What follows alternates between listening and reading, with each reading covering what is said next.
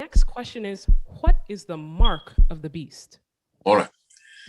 The mark of the beast is identified as Sunday observance, but not currently.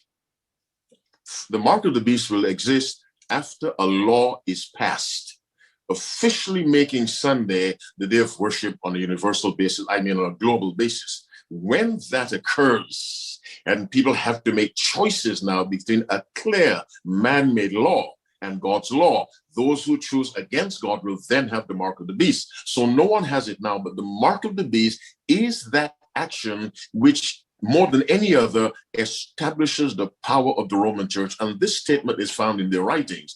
They have the power to change what God has written. They have the power to enact laws and to change laws. And so the mark of the beast, and God has a mark too, which is the seventh-day Sabbath, or a sign or a token.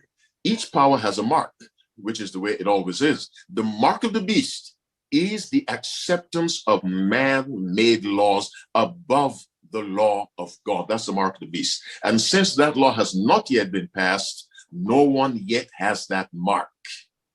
But faithful members, even now, have the seal, which is faithfulness to God expressed through obedience to his commandments, including the fourth, because the fourth commandment is a sign between God and his people. So no one has the mark of the beast now, but many have the seal of God. So the mark, again, the mark of the beast, observance, but no one has it yet. It will only be placed on people by their choice when they willingly choose a man-made day above God's Sabbath on the basis of a man-made law. That's when people will have the mark of the beast. Amen, so Revelation gives us two powers, Christ and Satan. Revelation gives us two cities, Jerusalem and Babylon. Revelation gives us two objects of worship, Satan, God. It's a choice, one or the other. Of course, we know sheep and goats, wheat and tares, we know that. But Revelation, you either worship Christ, the creator, or you worship the devil through human agents. See, when someone gives an offering to an idol, it's really given to the devil because the idol is stone. Stone doesn't know anything. And so the object of worship that does not conform with God's system is sin. Let me say that differently. When someone worships contrary to God's prescription, which is his law, that worship is given to Satan, even though the people may say it's being given to God. If you read Exodus 32, the chapter where they worship the golden calf, Aaron said in verse 6, tomorrow is a feast to the Lord. That's what Aaron said.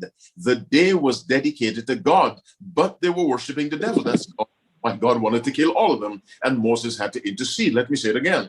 When Aaron and the others made that calf, Aaron made proclamation saying, tomorrow is a feast to the Lord. I believe that Exodus 32, verse 6. The fact it was proclaimed as a day of God did not make it acceptable to God, because law breaking can never please God. The fact that someone says, I keep Sunday to honor God, does not mean God accepts it. It is no different. It must conform with the law of God. And God's law told the Israelites, do not make images, do not bow down to them. God's law tells us the seventh day is the Sabbath, not the first, the seventh day. And to keep Sunday and say it is for God, your intentions may be right, but your action is wrong. And God in his mercy sends light, such as this program, to open people's eyes, to teach them that good intentions are not enough.